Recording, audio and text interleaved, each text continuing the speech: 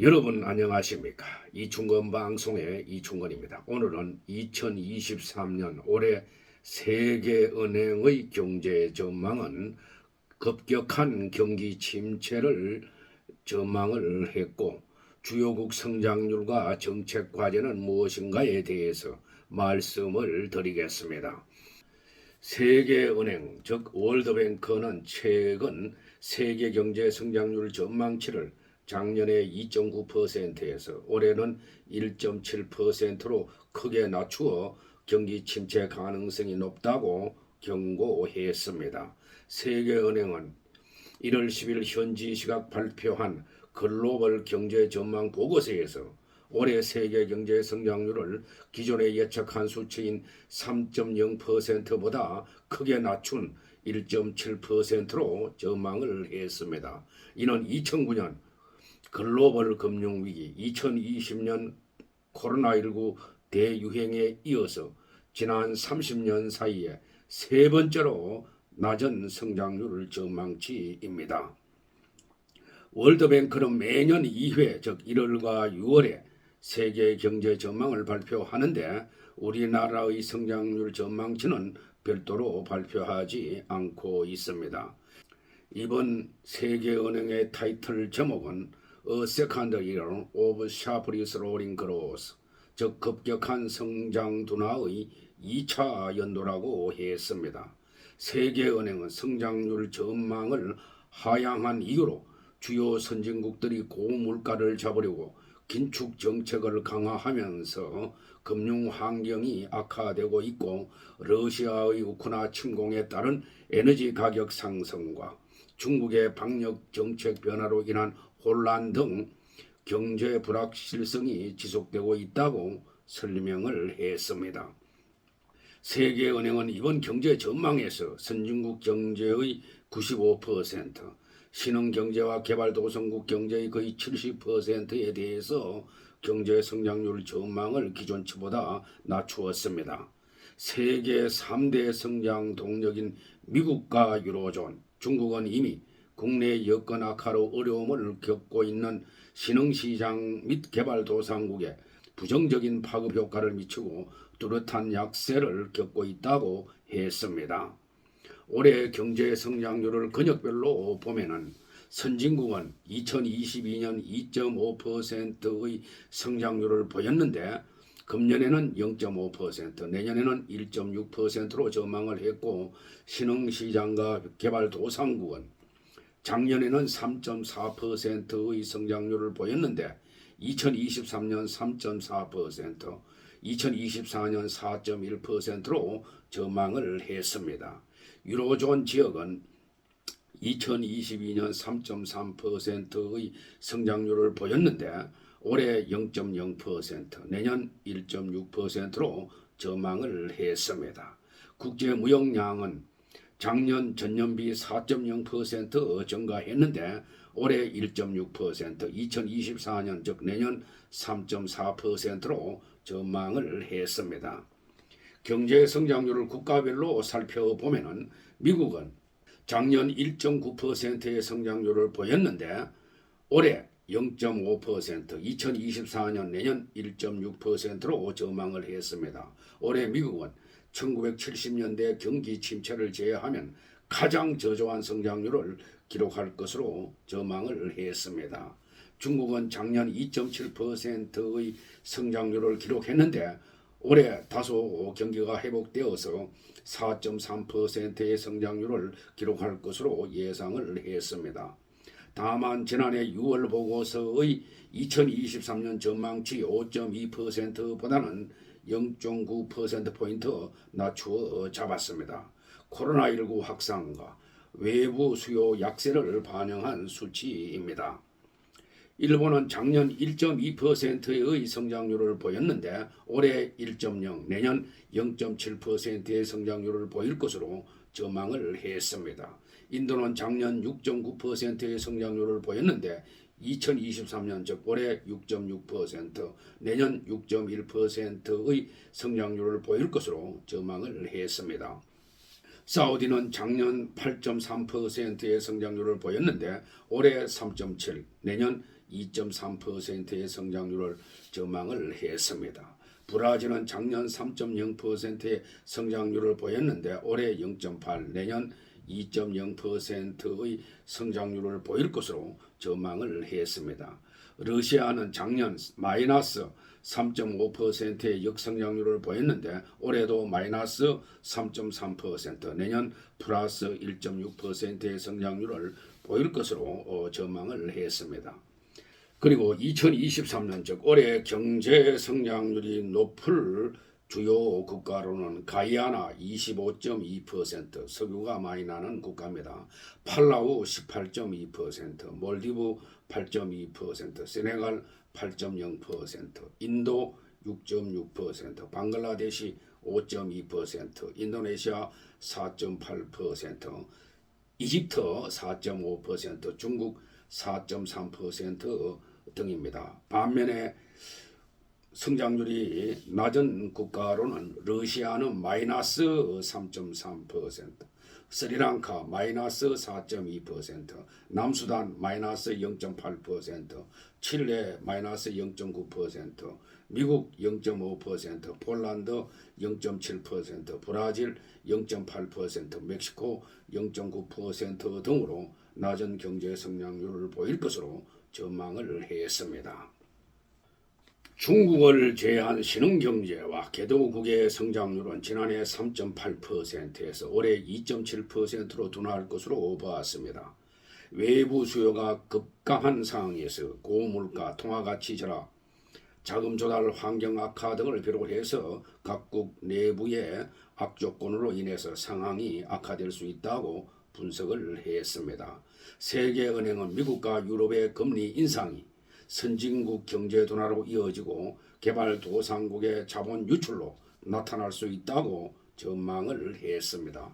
또한 개발도상국의 경우 고금리 충격과 함께 달러 가치 상승에 따른 부채 부담도 커질 것으로 보았습니다.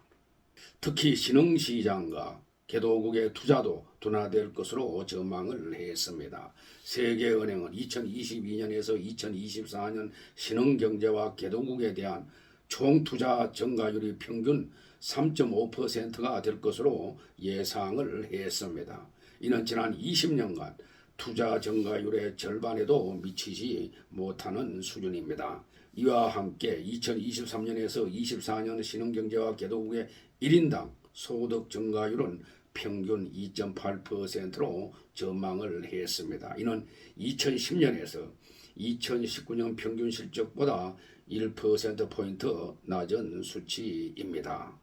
세계 극빈층의 60%가 거주하는 사하라 사막 이남의 1인당 소득 증가율이 평균 1.2%에 그쳐서 빈곤율이 심화될 우려가 크다고 진단을 했습니다.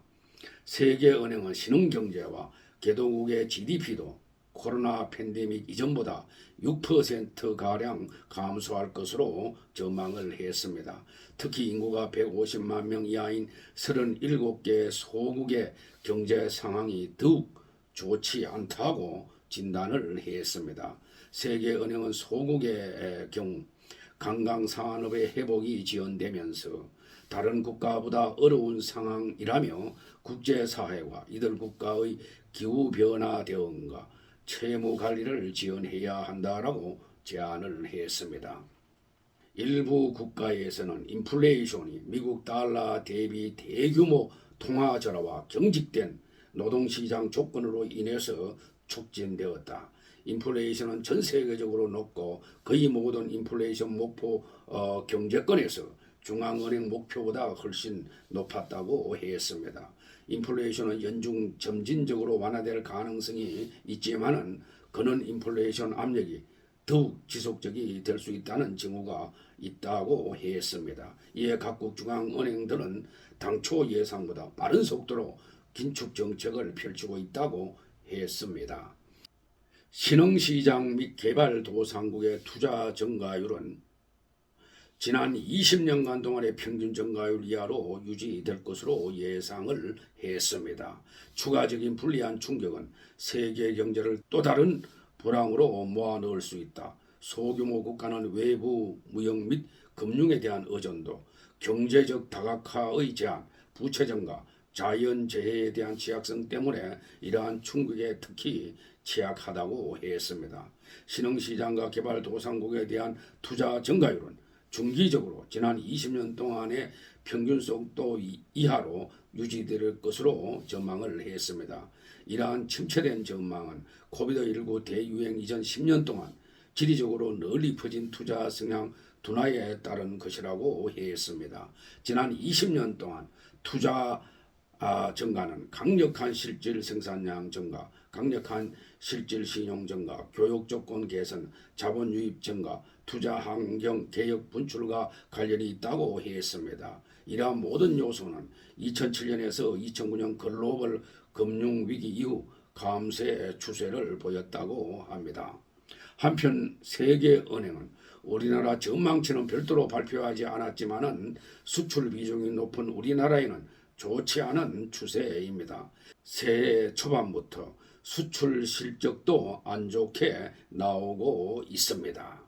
올해 우리나라 경제 성장률을 기재부는 1.6%로 전망했는데 효율적으로 관리해서 성장률을 더 높여 나가야 할 것입니다. 우리 경제가 급격한 침체로 빠져들지 않게 정부와 통화당국은 효율적인 정책을 집행해야 할 것입니다.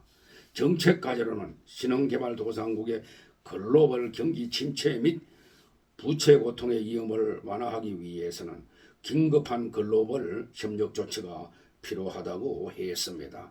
제한된 정책 도구를 감안할 때 국가 정책 위반자들은 모든 재정 지원이 취약 계층에 집중되고 인플레이션 기대치가 잘 고정되어 있고 금융 시스템이 지속적으로 탄력적임을 확인하는 것이 중요하다고 했습니다.